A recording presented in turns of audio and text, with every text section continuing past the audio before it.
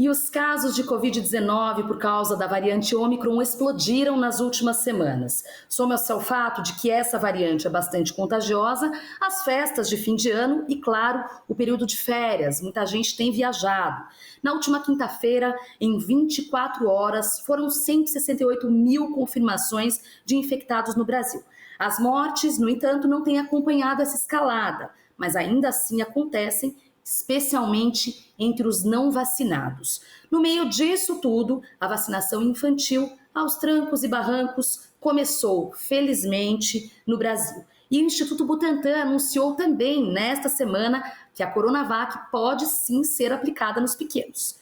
Sobre essa chamada terceira onda da pandemia, variante Ômicron e a vacinação, recebemos agora aqui no Revista Brasil TVT, Lígia Bahia, médica especialista em saúde pública e professora da UFRJ. Como vai, doutora?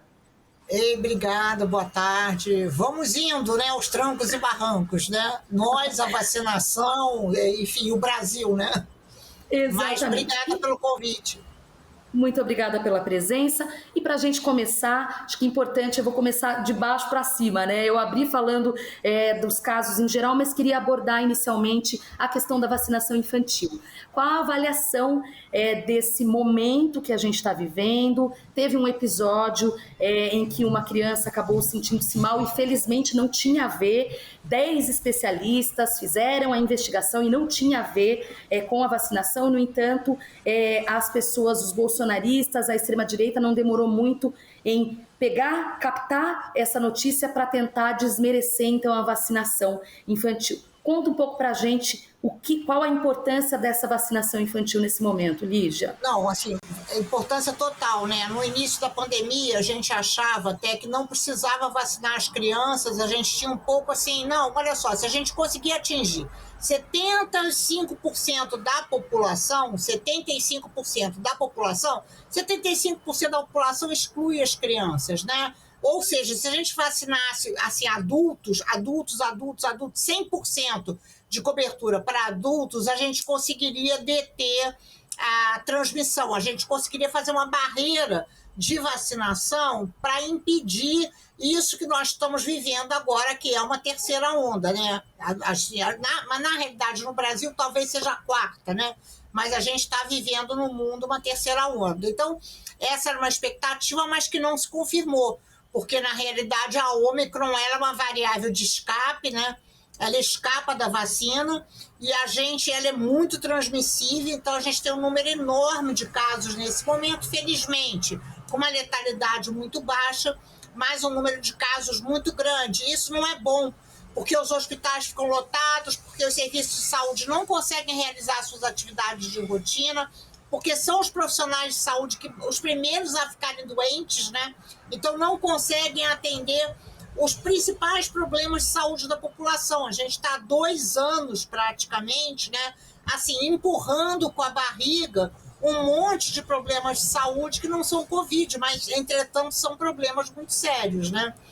Então, é isso, né? Agora a gente precisa chegar perto dos 90% de cobertura da população, e isso inclui as crianças. Então, essa, digamos assim, a gente está aprendendo, né? A gente tem aprendido com essa pandemia e a gente precisa atingir maior cobertura vacinal.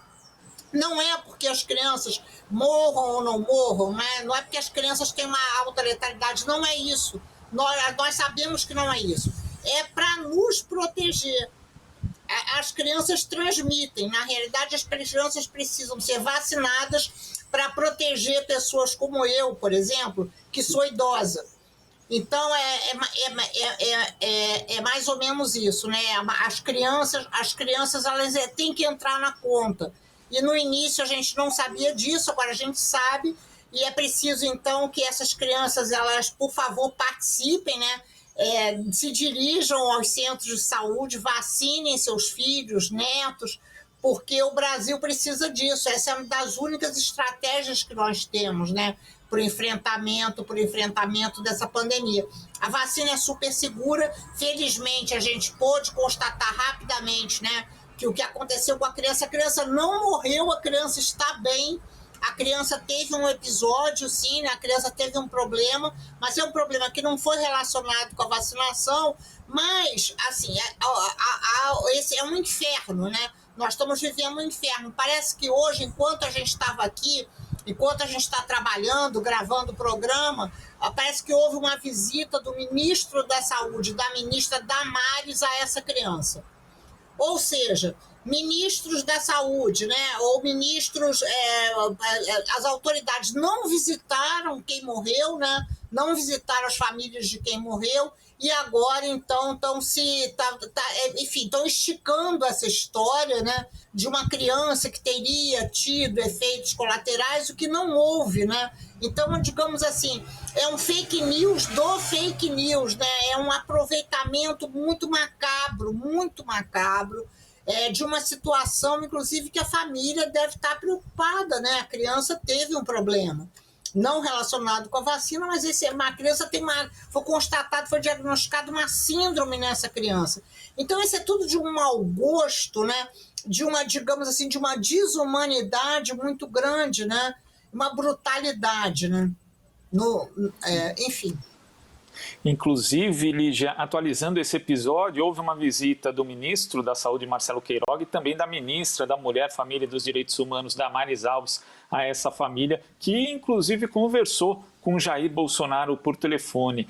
E isso acaba sendo um motivador de fake news em relação à vacinação infantil. Agora, diante disso, né, dessas fake news que circulam, a gente percebe aqui que existe um apoio grande da população, segundo pesquisa da Datafolha, de 79% para a vacinação infantil, mas 17% rejeitam a imunização para essa faixa etária. Além de ressaltar esse argumento, que é muito importante, da ampliação da cobertura vacinal, como você tentaria convencer esses 17% a mudarem de ideia? Não, eu tentaria dizer o seguinte, olha só, seu filho já está vacinado por sarampo, seu filho está vacinado por catapora, seu filho está vacinado, quando seu filho nasceu, houve uma vacinação de BCG no seu filho é uma criança vacinada. Nós, no Brasil, nós temos uma tradição de altíssimas coberturas vacinais para as crianças. O seu filho está vacinado, nós não estamos vacinando bebê.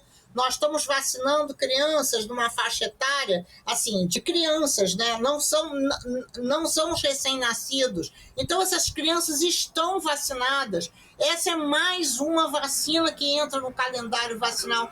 Por favor, vacine seu filho, não é? Você vacinou para o seu filho não ter pólio, você vacinou para o seu filho não ter sarampo, você vacinou para o seu filho não ter catapora, agora vacina o seu filho.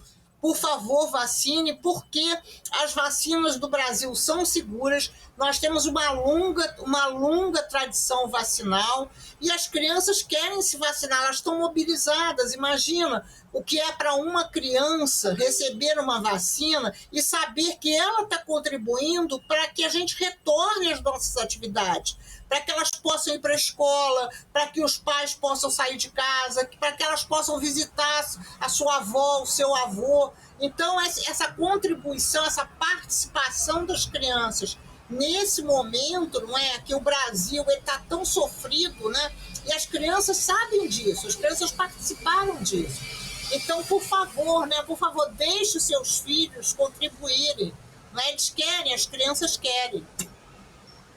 Sem dúvida, sem dúvida. A gente tem acompanhado nas redes sociais, inclusive as reações de algumas crianças. Teve um menino super fofinho, eu não me lembro o estado exatamente, mas dizendo: olha, pessoal, venham aqui, não dói nada, tipo uma graça. Eles merecem também, né, professora? É isso que a senhora falou. Queria agora abordar um pouco sobre essa questão da variante e a relação entre não vacinados e os agravamentos dos casos, que de certa forma comprova o que já sabíamos, que a vacina funciona sim. Queria perguntar para a senhora, professora, o quanto essa variante, porque os pesquisadores têm se dividido, né? Alguns dizem que pode significar o começo do fim da pandemia. Os outros ainda pedem cautela, justamente porque é extremamente contagiosa. Como a gente pode ter uma análise equilibrada entre esses dois pesos dessa balança? É muito difícil, né? Porque vamos falar sério, né? Na realidade, a ciência ela sempre teve dividido o tempo todo, né? Porque há pesquisadores, assim, que são favoráveis à estratégia de Covid zero, né? Então, muitos epidemiologistas, assim, por exemplo, o pessoal da Nova Zelândia, né?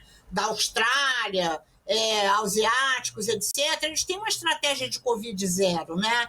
E outros não, outros disseram o tempo todo, não, a gente tem que ter uma estratégia de mitigação, não é uma estratégia de eliminação. Por exemplo, a gente tem uma estratégia de eliminação do sarampo. A gente não acha legal que as pessoas tenham sarampo, né? De jeito nenhum. A gente não, por exemplo, se uma criança tiver sarampo, ela pode desenvolver um quadro muito grave, então a gente não acha legal. Então, esse sempre foi uma polêmica muito grande. E agora, digamos assim, essa polêmica, ela está aí de novo. Qual é a polêmica?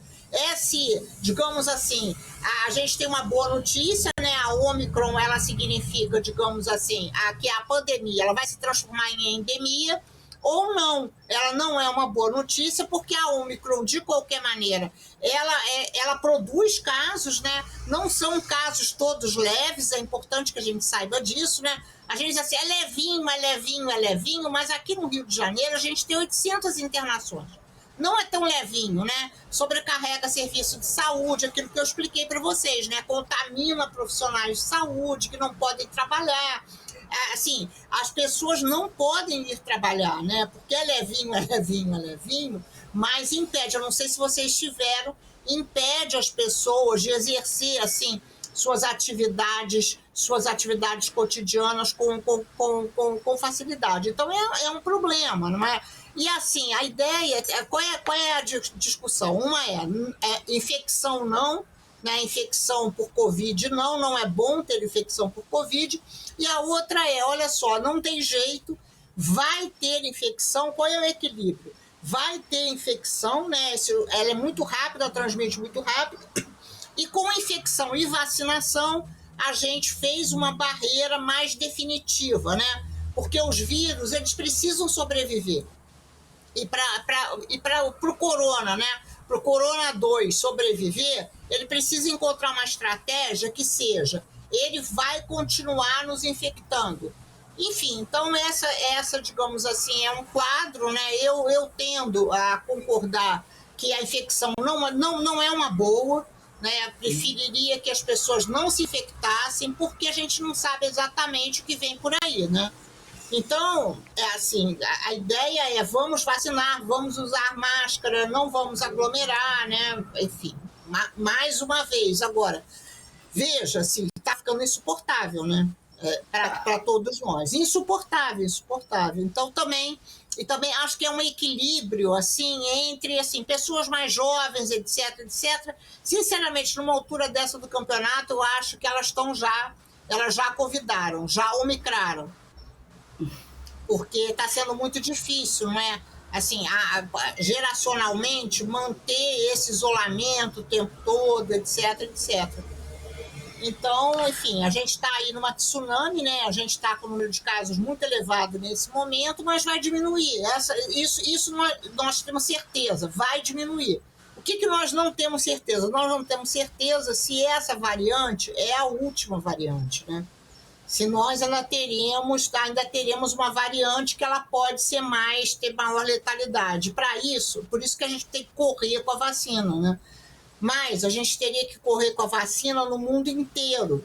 A gente teria que vacinar o mundo inteiro. O que a gente tem é essa desigualdade na vacinação, né? Então, o mais preocupante de tudo, não é nesse momento o Brasil. Sinceramente, o mais preocupante é digamos assim, o ritmo de vacinação quase zero em países da África subsaariana, da Ásia, né, da Europa Oriental, enfim. Então, é por aí que a gente tinha que tentar pressionar os organismos internacionais para que essa vacinação ela ocorra, né? Além da condução desastrosa da pandemia, a gente tem outros absurdos na área da saúde por parte do governo Bolsonaro acontecendo, né? Infelizmente. Em uma nota técnica, inclusive, que foi divulgada nessa semana, você analisou, junto com o Mário Schaeffer, a proposta do governo de Jair Bolsonaro de acessar e compartilhar os dados de clientes de planos de saúde.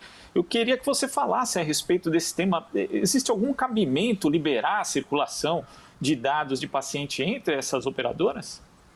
Não, olha só, não tem nenhum cabimento, né? Essas operadoras, elas não fizeram teste durante a pandemia, sabe? Elas aumentaram o preço de plano de saúde durante a pandemia, não tem nenhum cabimento isso, né? Digamos assim, é completamente inoportuno, é como se a gente tivesse, eu não sei, talvez assim, chegando num velório, e começasse a tocar um funk e dançar, convidar as pessoas para dançarem, não sei.